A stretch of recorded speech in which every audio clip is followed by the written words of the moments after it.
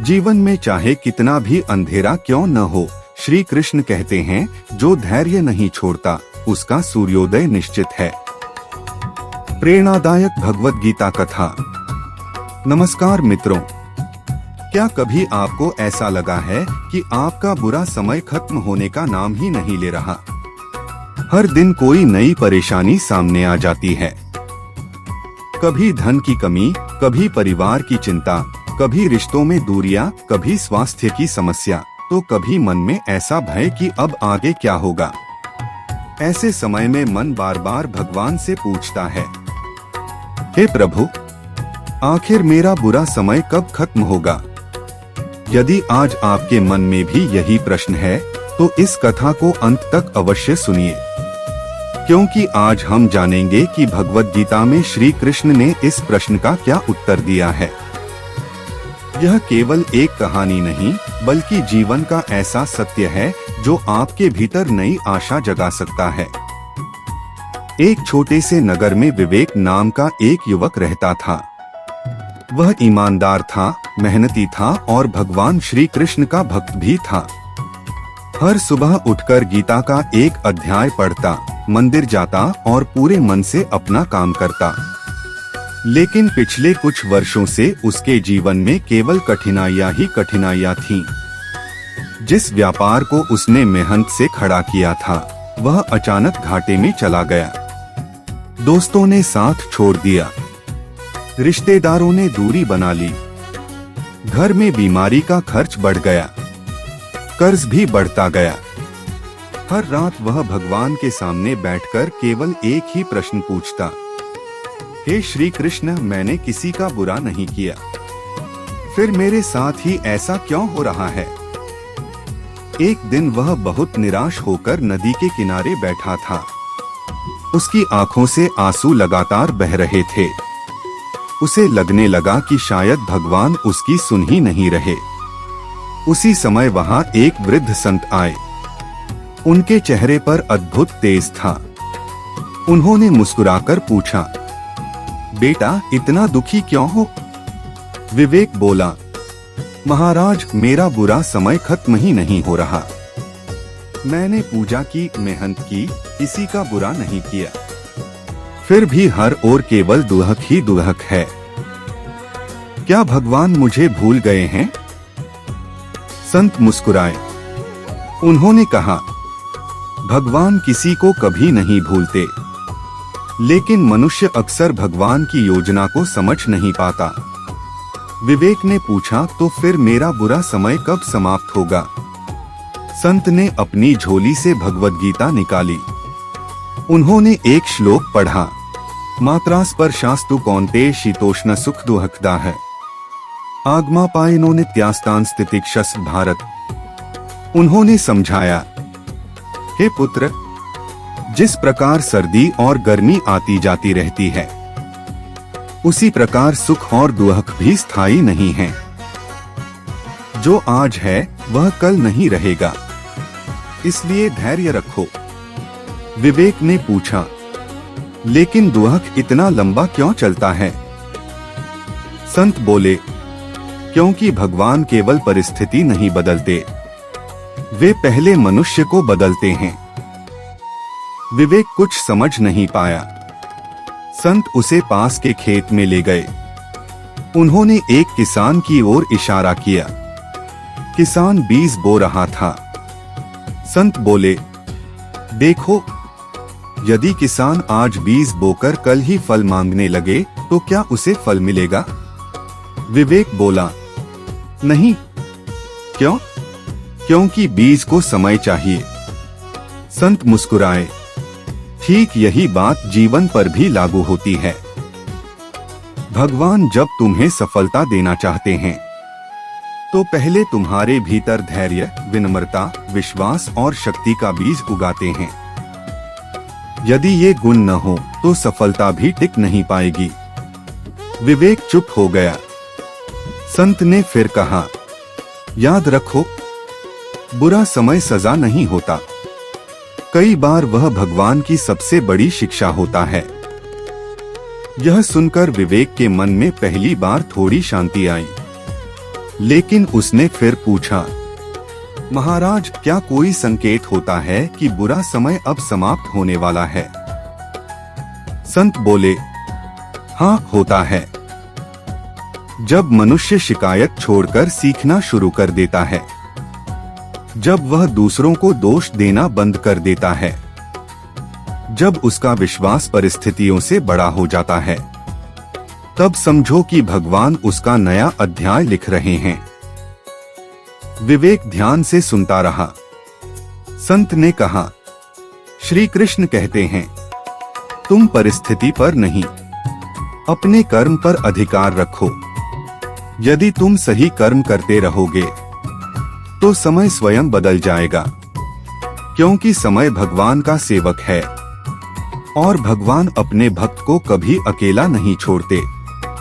उस दिन विवेक ने एक निर्णय लिया। अब वह हर सुबह यह नहीं पूछेगा, मेरा बुरा समय कब खत्म होगा, बल्कि वह स्वयं से पूछेगा, आज मैं ऐसा कौन सा अच्छा कर्म कर सकता हूँ जिससे मेरा भविष्य बेहतर बने। यहीं से उसके जीवन की सबसे बड़ी यात्रा शुरू हुई। अगली सुबह विवेक पहले की तरह उदास नहीं था।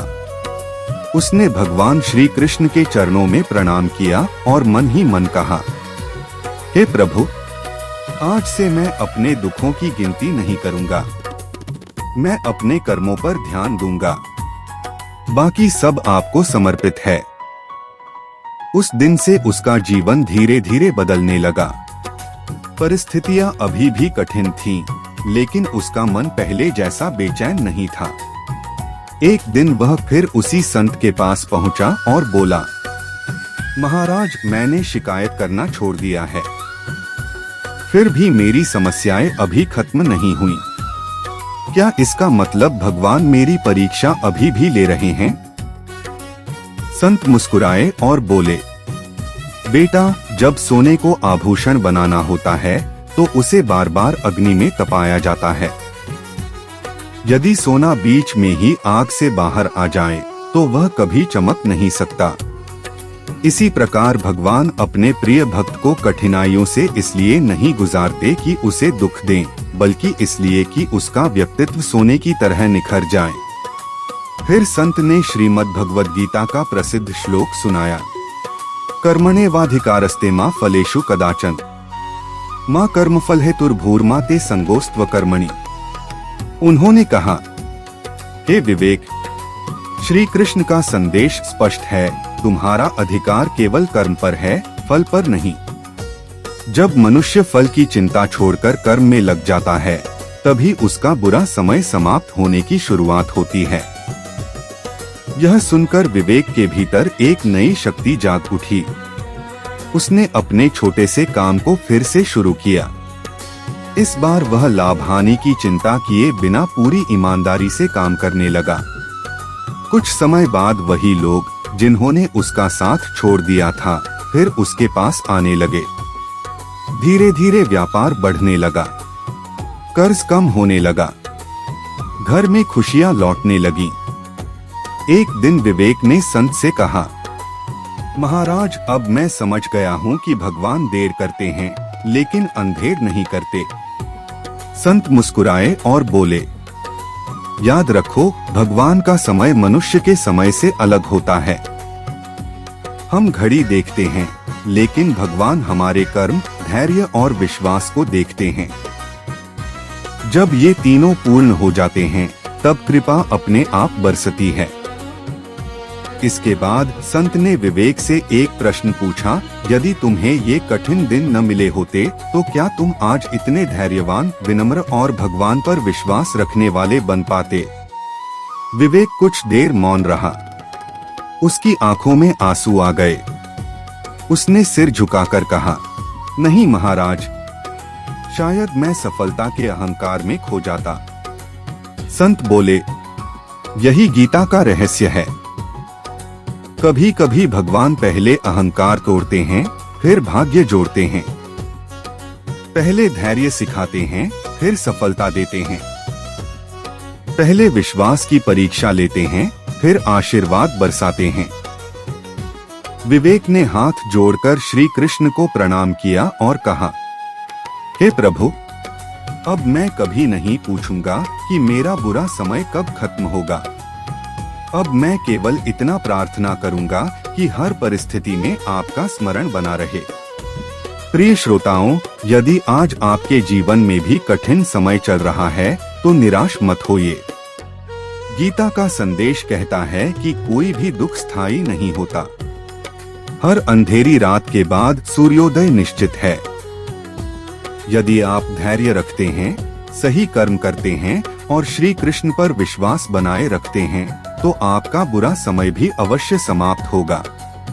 याद रखिए, समय बदलने में देर लग सकती है, लेकिन श्री कृष्ण की कृपा आने में कभी देर नहीं होती। विश्वास बनाए रखिए, कर्म करते रहिए और मुस्कुराते रहिए। राधे राधे। जय श्री कृष्ण। कुछ महीने बीत गए। विवेक का जीवन पहले से बेहतर होने लगा था, लेकिन इस बार उसके चेहरे पर सफलता का घमंड नहीं था, बल्कि श्री कृष्ण के प्रति कृतज्ञता थी। वह हर सुबह गीता का पाठ करता और एक बात हमेशा दोहराता, हे प्रभु, मुझे परिस्थिति बदलने से पहले स्वयं को बदलने की शक्ति दीजिए। एक दिन वही संत फिर उसके घर आए। विवेक ने उनके चरण स्पर्श किए और कहा, महाराज, अब मैं समझ गया हूँ कि मेरा सबसे बड़ा शत्रु परिस्थितियाँ नहीं थीं, बल्कि मेरा अधैर्य था। संत मुस्कुराए और बोले, यही गीता का सार है।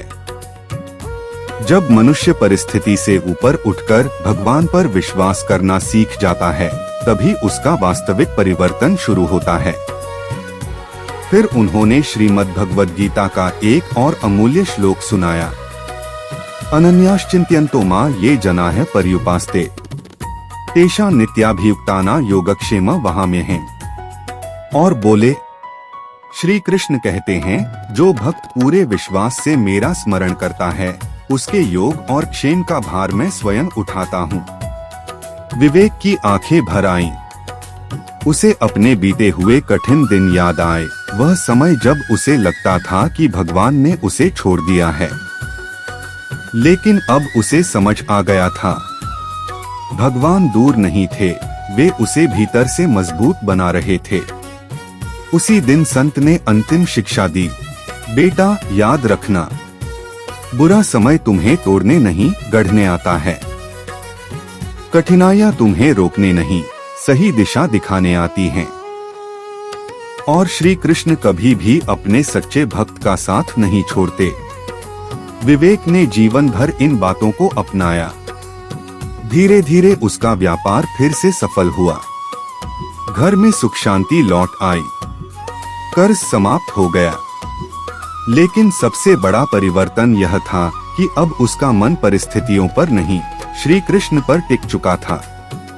अब यदि कोई उससे पूछता, तुम्हारा बुरा समय कैसे समाप्त हुआ, तो वह मुस्कुराकर केवल एक ही उत्तर देता, जब मैंने भगवान से यह पूछना छोड़ दिया कि मेरा बुरा समय कब खत्म होगा, और यह पूछना शुरू किया कि हे श्री कृष्ण, इस समय मुझे क्या सीखना है, तभी मेरा बुरा समय समाप्त होना शुरू हो गया। इस कथा की सबसे बड़ी सीख, यदि आज आपके जीवन में भी संघर्ष है, यदि बार बार असफलता मिल रही है, यदि परिवार, धन, स्वास्थ्य या रिश्तों की चिंता आपको भीतर से तोड़ रही है, तो गीता का यह संदेश हमेशा याद रखिए, कोई भी परिस्थिति स्थायी नहीं होती। जिस प्रकार रात के बाद सुबह निश्चित है, उसी प्रकार दुख के बाद सुख भी निश्चित है। बस 3 बातें कभी मत छोड़िए।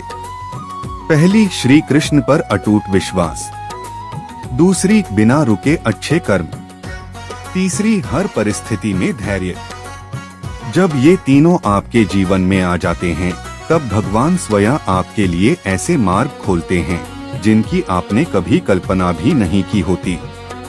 अंत में श्री कृष्ण का यह दिव्य वचन अपने हृदय में बसा लीजिए, सर्वधर्मान् परित्यज्य मामेकं शरणं व्रज, अहं सर्वपापेभ्यो मोक्षयिष्यामि मा शुचः।